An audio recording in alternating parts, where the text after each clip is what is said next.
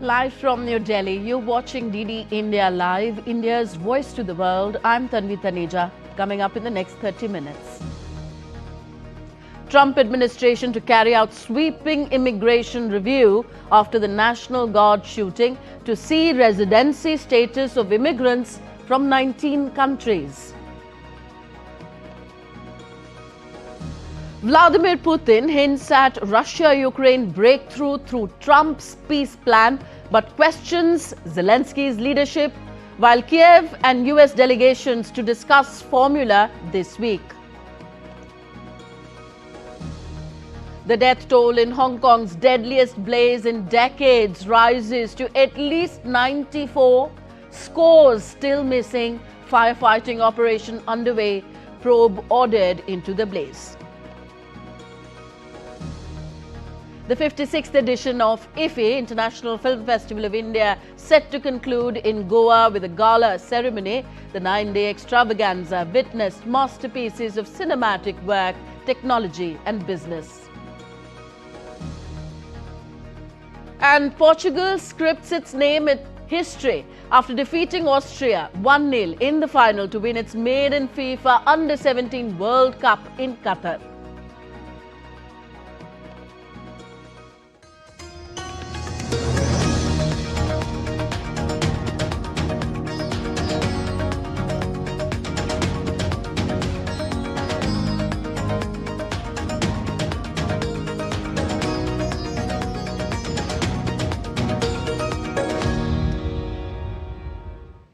US President Donald Trump said on Thursday that a National Guard member had died after being shot in an ambush by an Afghan national near the White House. The second soldier, he said, remains in critical condition.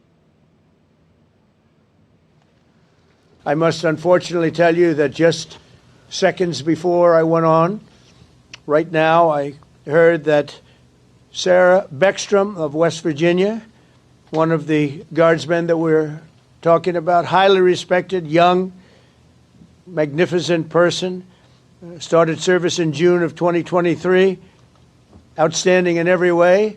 She's just passed away. She's no longer with us. She's looking down at us right now. Her parents are with her. It's just happened. She was savagely attacked. She's dead. She's not with us. Incredible person. Outstanding in every single way, in every department. That's horrible. As you know, the other young man is fighting for his life. He's in very bad shape. He's fighting for his life, and hopefully we'll get better news with respect to him. And the monster that did this is also in serious condition. Washington, D.C., Janine Pero identified the two wounded guardsmen as Sarah Beckstrom, 20, Andrew Wolf, 24. She said they had been sworn in as National Guard members fewer than 24 hours before the shooting. Pero said that the suspect ambushed the two while they were patrolling near the White House.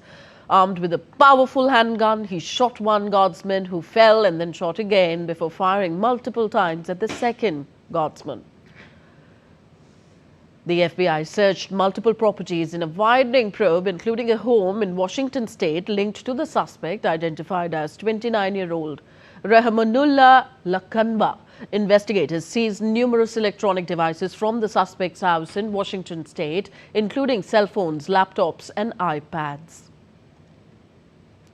Officials say Lakanba was part of a CIA-backed unit in Afghanistan before coming to the US in 2021 under a resettlement program. Further, President Trump ordered a widespread review of asylum cases approved under former President Joe Biden's administration and green cards issued to citizens of 19 countries, Department of Homeland Security officials said on Thursday. Trump had already called for re-examination of all Afghan nationals who came to the US under his predecessor, saying that the US needed to take measures to ensure the removal of anyone who does not add benefit to their country. According to the memo signed by Edlow, that order would apply to about 233,000 refugees who entered between January 20th, 2021 and February 20th, 2025. On to the Russia-Ukraine conflict now. President Vladimir Putin has shown optimism to the outlined draft peace proposals discussed by the United States and Ukraine that could become the basis of future agreements to end the conflict in Ukraine, but that if Russia would fight on. US President Donald Trump has long said he wants to end the conflict in Ukraine, but his efforts so far, including a summit with President Putin in Alaska in August, did not bring results. Speaking in Bishkek after a summit with the leaders of a grouping of former Soviet republics, Putin said the discussions so far were not about a draft agreement of any kind, but about sets of issues. He said that in Geneva, the US and Ukraine had decided to divide up the 28 points into 4 separate components and that a copy had been transmitted to Moscow. Putin said that some things still needed to be discussed. If Europe wanted a pledge not to attack it, then Russia was willing to give such a formal pledge. Russian forces control more than 19% of Ukraine. He noted that it should cease fighting but needed Kiev's forces to pull back before it could do so.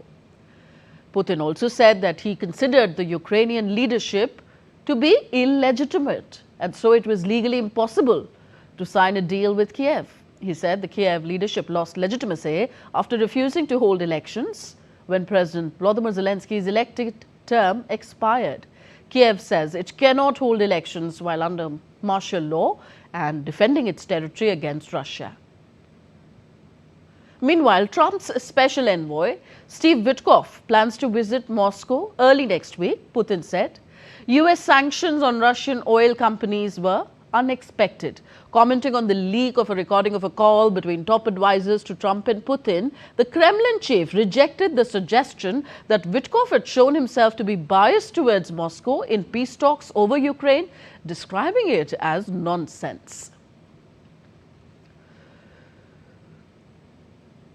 While Ukrainian President Volodymyr Zelenskyy also confirmed that delegations from Kiev and Washington are to meet this week to work out a formula discussed at talks in Geneva to bring peace and provide security guarantees for Kiev. Our team, together with American representatives this week yet, at the end of it, will continue to push forward the points that we worked out as a result of talks in Geneva to shape them so that we can reach the path to peace and security guarantees. Our delegation will meet. The US delegation will be well prepared and ready to engage in hands-on work. Zelenskyy met Latvian Foreign Minister Baiba Braze in Kiev on Thursday, thanking Latvia for joining a US-backed program that allows Kiev to buy Patriot missiles and other air defense systems. Braze said Latvia stands by Ukraine and told Zelenskyy that he was not alone, adding that Ukraine was strong, democratic and had a very bright future. And we are very thankful with the program Pearl, which gives us possibility to buy missiles for Patriots and other air defense systems through this program from the United States of America. Thank you that your country joined it. Best regards to President and all the best to your Prime Minister. We are very thankful that we have such big friends on this very not simple way. I think you understand the nature of this threat and these attacks and this war. So, welcome, Minister. More from the conflict. Russia handed life sentences to 8 men over the Crimean bridge blast and further hardened its stance on Ukraine's NATO aspirations, even as Kiev prepares for fresh peace talks with Washington. More in our next report. Russian President Vladimir Putin said that the fighting would stop if Ukrainian troops withdrew from key areas, warning that Russia would otherwise seize its objectives by force. This comes after Russia reiterated that Ukraine's potential membership of NATO remains unacceptable to Moscow, calling the alliance's eastward expansion a direct security threat. The Russian Foreign Ministry spokesperson said that NATO's continued attempts to pull Ukraine into its structure was one of the core reasons behind the current conflict. NATO's attempt to drag Ukraine into its orbit still poses a threat to us. Ukraine's membership of this aggressive military alliance, which declared Russia its target, naming it a threat for security in all operational environment, is unacceptable for us. I repeat once again, because the essence of NATO's activity is the counteraction to our country. Moscow's stance comes as Western and Ukrainian negotiators prepare for a fresh round of talks with focus on specific steps within a peace proposal currently under discussion. Ukraine's foreign minister Andriy Sybiha confirmed that US and Ukrainian teams will meet soon, where Ukraine expects concrete outcomes that could help advance efforts towards a ceasefire. Найближчим часом слід очікувати. In the nearest future, it should be expected that the negotiation teams will meet. What are we expecting? Our expectation are concrete results so that progress can be made. It is extremely important for us, and Ukraine has demonstrated this repeatedly to achieve a truce. On Thursday, a Russian military court sentenced 8 men to life imprisonment over the 2022 explosions that severely damaged the Crimean bridge and killed 5 people. Kyiv later acknowledged responsibility, calling the attack a strategic strike aimed at disrupting Russian military logistics in occupied Crimea. As diplomatic maneuvering gathers pace, both sides remain locked in a tense standoff where the path to peace appears more intertwined with long-standing political red lines than ever.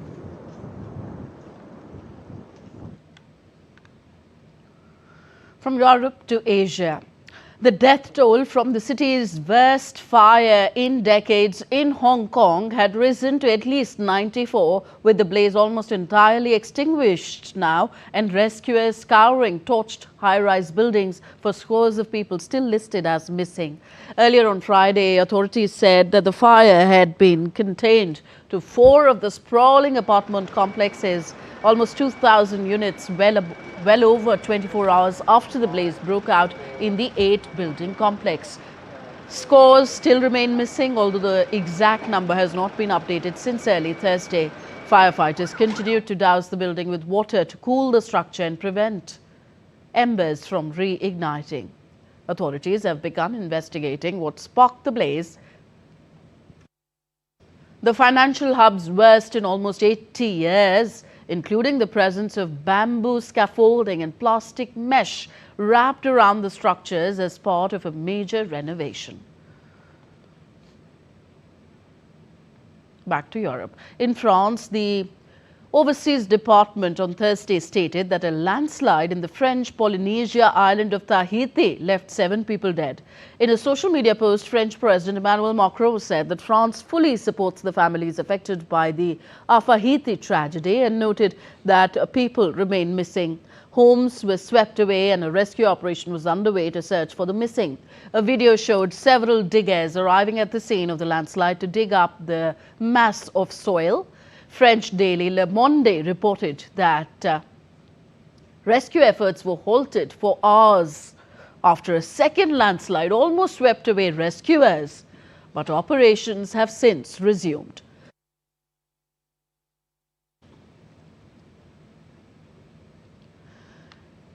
And next we take a look at other stories making news across the world.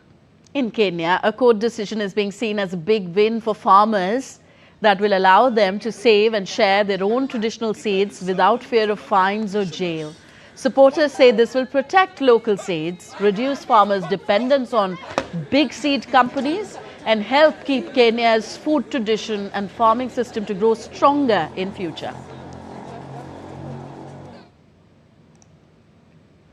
In London, this year's Gingerbread City exhibition is all about fun and creativity. The show features 50 architect-designed gingerbread buildings representing London, including sweet versions of the Big Ben and the House of Commons. Organizers say the theme is a play, putting imagination at the center of city life in London.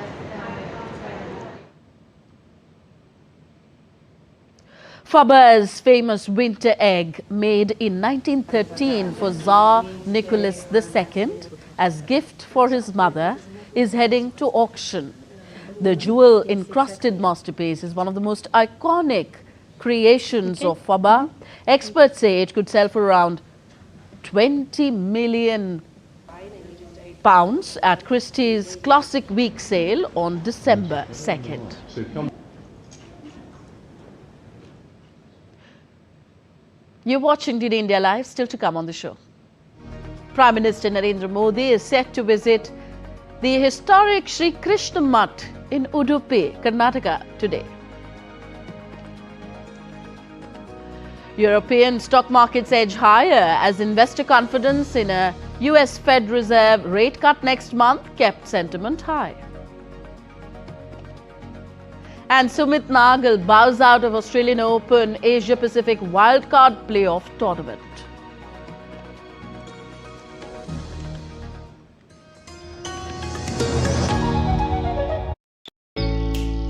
Jharkhand will mesmerize you with majestic nature, rich heritage and colorful culture.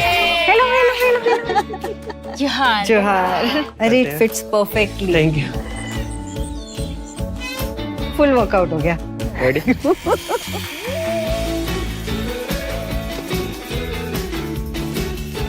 Postcards from Jharkhand on national.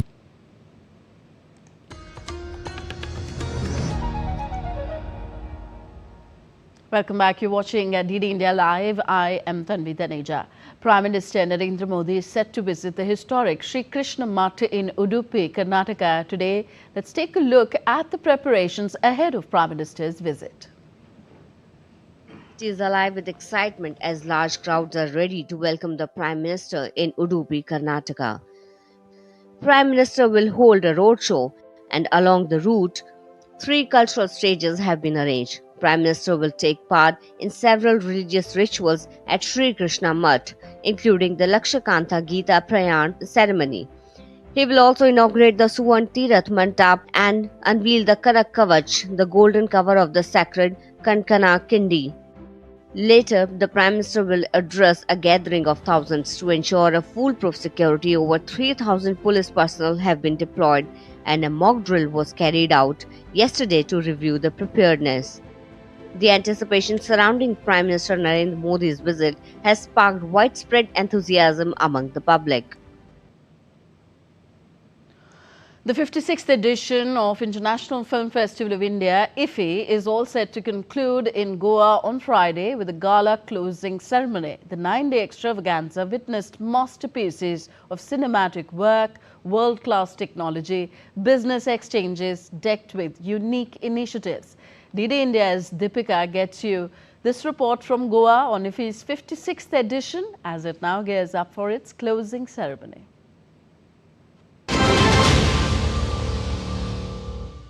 Stage is all set for the gala closing ceremony at the 56th edition of International Film Festival of India. Well, to make this event a grand success, the organizers left no stone unturned. From red carpets to masterclasses to inflated cinema halls, the organizers ensured that everything is in place to entertain, educate and aware the cinema lovers. Let's take a look at this report to know more.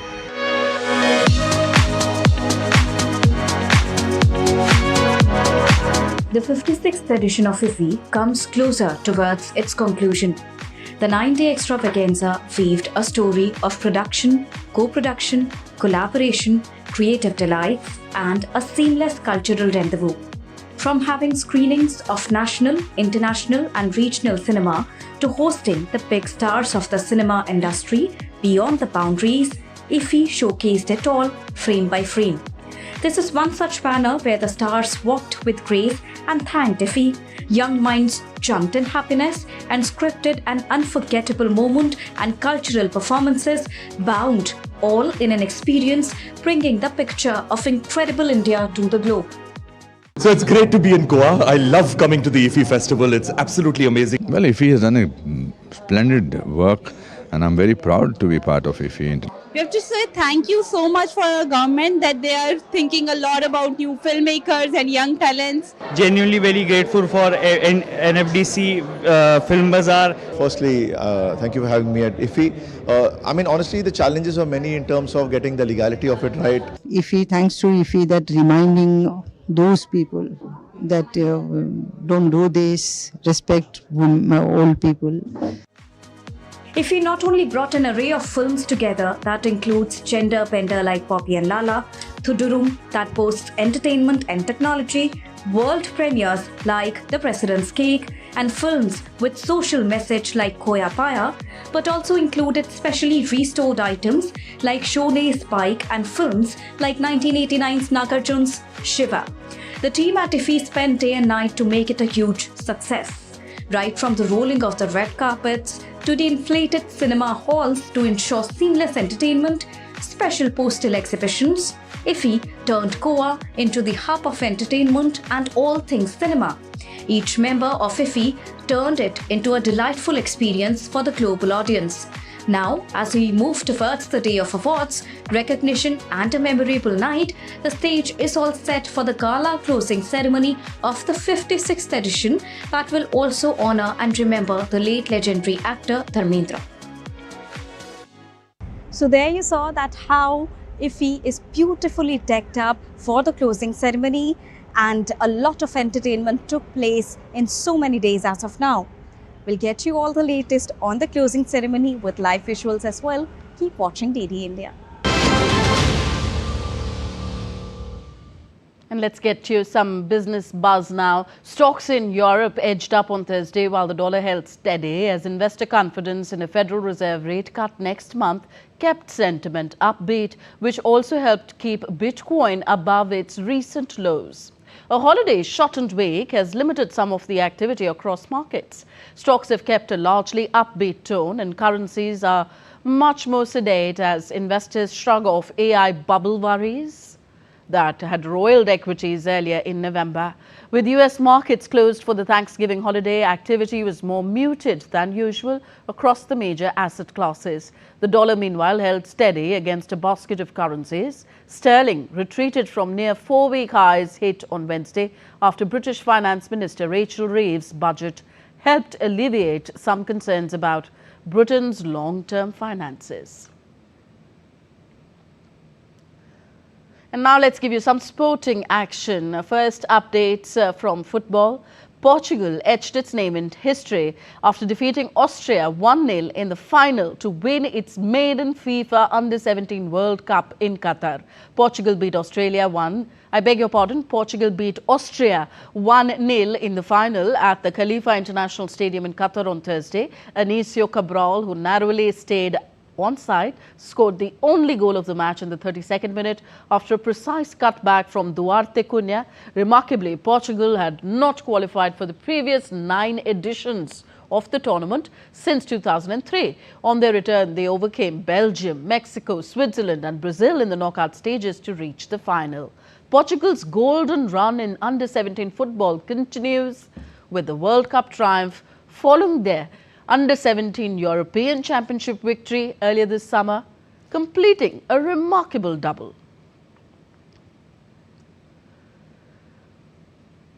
On to cricket. The highly awaited Women's Premier League WPL 2026 mega auction kicked off on Thursday in New Delhi. The auction for the 4th edition of WPL saw 67 players being chosen as teams reshaped their squads for the upcoming season. Deepti Sharma emerged as the biggest headline, with UP Warriors using the right to match card to secure her for 3.2 crore rupees. Shikha Pandey and Amila Kher were among the top buys, while major international stars like Elisa Haley, Alana King, Heather Knight and C. Attapattu went unsold. Teams collectively spent 40.8 crore rupees, with UP Warriors topping the spending charts at 14.15 crore rupees. India's top singles player Sumit Nagal bowed out of the Australian Open Asia Pacific wildcard playoff tournament. Sumit lost to top seed Yuchakawate Bu of China in the quarterfinals on Thursday. Nagal, seeded 6th, went down 2-6, 2-6 in straight sets. The event held from November 24th to 29th at the Sichuan International Tennis Center in Chengdu offers the winners a wildcard entry into the 2026 Australian Open main draw. Nagal's participation had faced uncertainty earlier when his initial visa application to enter China was rejected, prompting him to publicly appeal to Chinese authorities. And with that, we wrap up this edition of DD India Live. Do let us know your thoughts on the news of the day. Connect with us on our different social media handles at DD India Live. And you can also download our DD India mobile app for quick news and updates on the go. We'll be back with more news as it breaks here on DD India. I'm Tanvi Taneja. From all of us here in New Delhi, thank you for watching. Namaskar.